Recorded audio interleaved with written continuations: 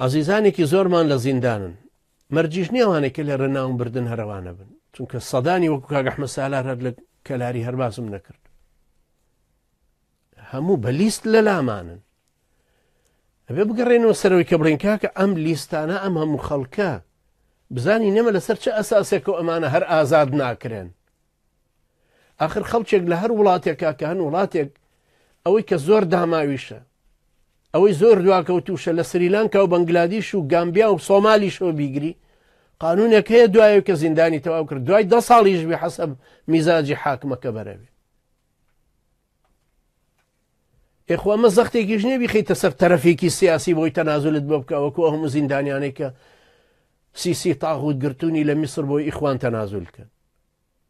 ئەمە زیندانیانەکەن خۆ تەرەفێکی تر نییە هەتا پارتی وێچەتی ئیجباریان کە بۆی تەنازولکەن بۆەوە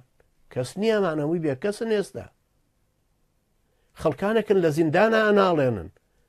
خەڵکانێکن ئێستا مناڵەکانیان چنە مستەوای جامعە هەموو مەحرومن لە بینینیان زۆر ضروریە ئاور لەوانە بدرێت